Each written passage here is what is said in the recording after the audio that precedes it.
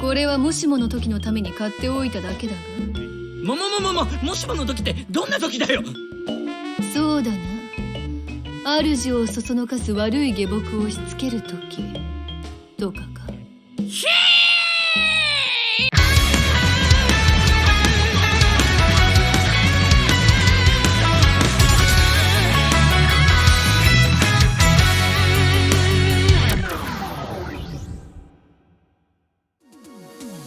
When I first heard there was a Konosuba video game coming out, I kinda brushed it off instinctively.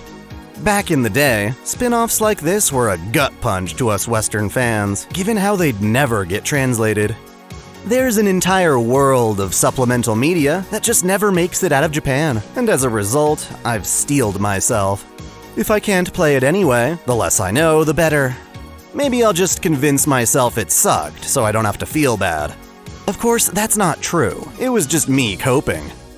Honestly, the fact that we're getting this game is a small miracle, and I'm happy to promote it to show the world that there's totally a market for these spin-offs overseas. I've been given a Steam code of the game to review for y'all, so let's see what Konosuba, Love for These Clothes of Desire, has to offer. Stay tuned till the end for some tips I found while playing. It's stuff I wish I knew going in, so I think you'll appreciate it. Right off the bat, I'll mention that this game is meant for existing Konosuba fans. It frequently refers back to events in the anime, and you really don't want this to be your first exposure to the franchise. Fortunately, Konosuba's amazing, and I feel no regret asking you to go watch that show first before picking this up. They really do go hand in hand. The idea is that Kazuma and his party find a mysterious magical slab that can transform different materials into clothing. Alongside it, Aqua finds a valuable jewel and uses it when they first test out the slab. This jewel happens to belong to a noble who just got robbed, making Kazuma and his entire party the primary suspects. Because the justice system of this world is totally jank, the party's stuck meeting the noble's demands, else they get exiled from town or even executed. Their nice, cozy lifestyle is about to crumble apart, and the only way out is to appease the noble by making outfits. Conveniently, those outfits, and others, just so happen to be for girls, giving you the opportunity to dress up Konosuba's heroines in a staggering variety of clothes. To that end, the plot's basically just a silly excuse to play dress-up with your waifu, and you know what? I'm fine with that. Mind you, when I talk about dressing the girls up, it's not like the girls and all of their sprites will change with each outfit you acquire. Instead, the outfits unlock individual CGs that feature in cute cutscenes where the girls act a bit out of character. These are magical outfits, after all. Konosuba! Most of the game comes in visual novel format, and it's more text-heavy than I would like. The characters spend too much time chatting, as though the writer is trying to drag things out as long as possible. To compensate, at least all of the dialogue is fully voice-acted in Japanese. The performances are spot on.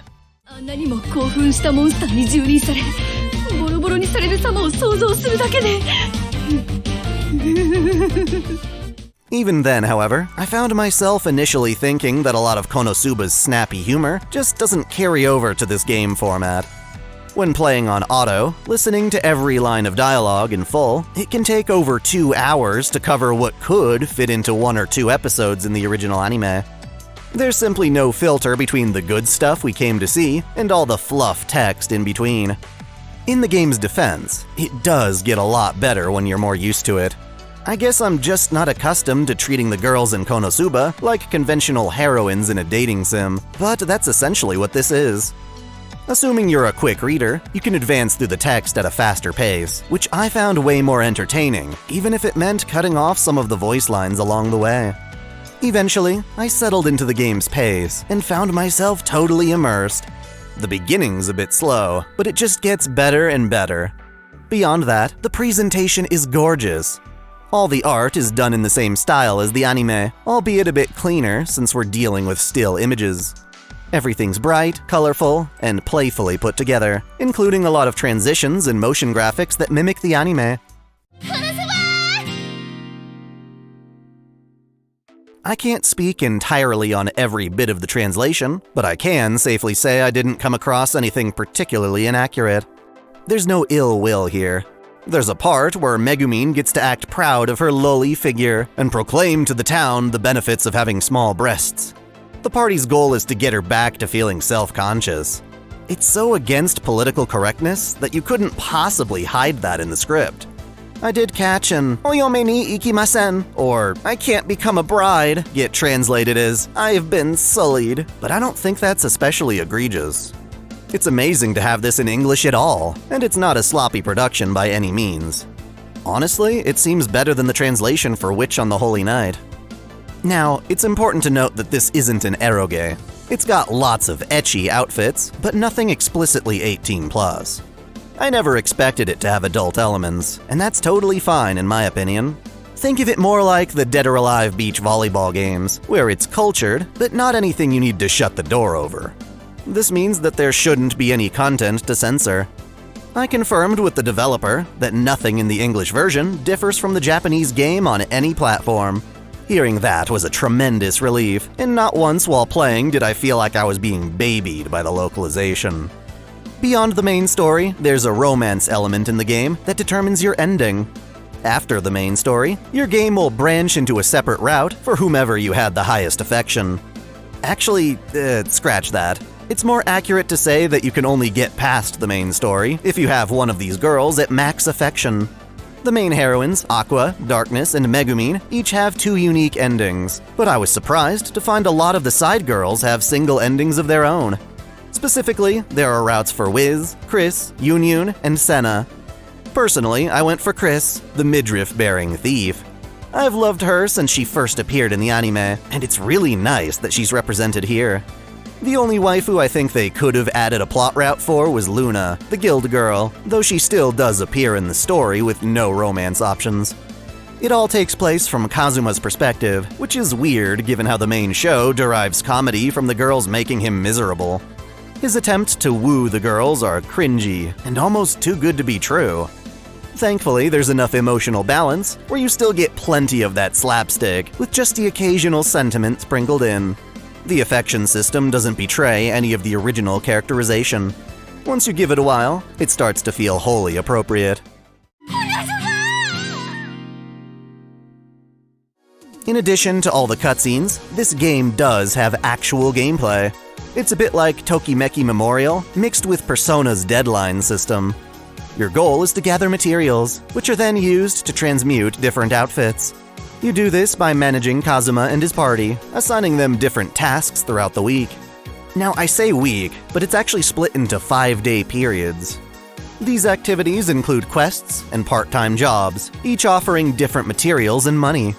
For each chapter of the story, you'll have one particular outfit you need to make for the noble by a set deadline, else you get a game over. Whatever mats you don't gather through tasks, you can buy from Wiz's shop as a safeguard. This is nice, because you're never guaranteed good drops, and the shop helps curb the RNG. If you want, you can blaze through the main story by making the required outfits as soon as possible, but you're motivated to wait until the last second and use those extra days making other outfits. Doing so builds a nice nest egg going into the later chapters. The gameplay sounds simple at first, but if you don't know what you're doing, you can royally screw things up. Here are some tips that will make your experience much more enjoyable. Konosuba. First, save often and to different save files. That's common knowledge for most visual novels, but it's especially important here since you can lose actual game progress if you dig yourself into a hole. For every chapter, you actually have 2 different outfits you need to make. The second outfit is locked off by a rare item that can only be purchased from Wiz's shop after making the first one. Make sure you create that first outfit ASAP, then prepare all the ingredients for the second. You can then use the remaining days to make whatever you want. Keep in mind that making an outfit passes the time, so you can't make both required outfits on the same day. Give yourself a little space there. Beyond the main 2 each chapter, you're gonna want to be smart with which other outfits you prioritize. Basically, a lot of the game's part-time jobs don't unlock until you make certain outfits, and that's a big deal since a lot of those jobs reward materials you can't find anywhere else. Make sure you unlock those jobs as soon as possible, and try them out to discover what they earn you. The nice part about this is that your knowledge of these items carries over to new playthroughs, so once you've actually done a certain job, you'll forever be able to see what items it drops. This makes subsequent playthroughs way easier, as you can quickly unlock what you need without trial and error. And yes, this game is meant to be played multiple times through. It's impossible to get everyone's ending in a single playthrough, and if you're not decisive about who you want from the very start, you may wind up without any of them. The main story is just 4 chapters long, which honestly isn't much time to max a character's affection. For almost every outfit in the game, there are 2 variants. One is made by gathering the main ingredients, and another is made by purchasing a unique item from the shop that basically upgrades the outfit. Oftentimes, this upgraded version is more revealing or detailed, so you'll want to nab those unique items for sure.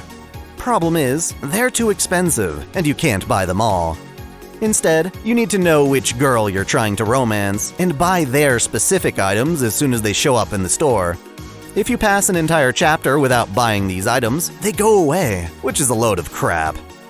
While you can raise the girl's affection through event cutscenes, you won't be able to max their meter out without making their specific outfits.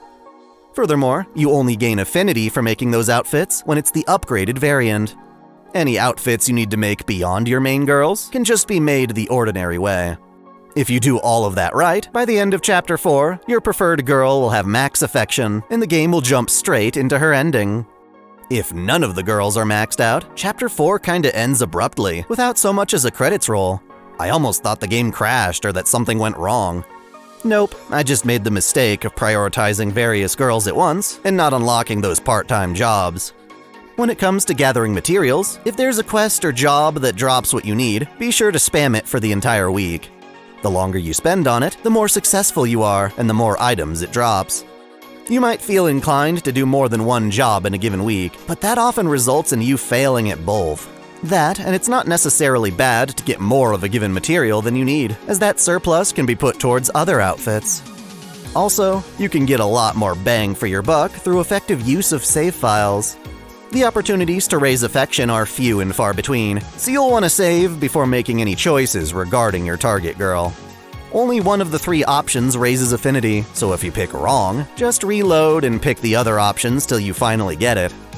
As I said before, most outfits come in 2 forms.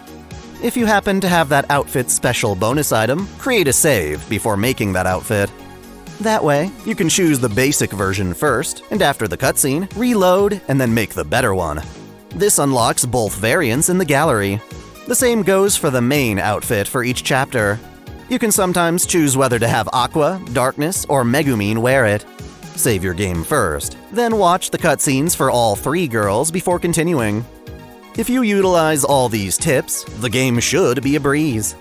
Now, as far as footage goes, I'm only allowed to show off the first chapter, but through promo materials, you can see the kinds of outfits this game features. After completing Chris's route, I can safely say the rest of the game lives up to the hype.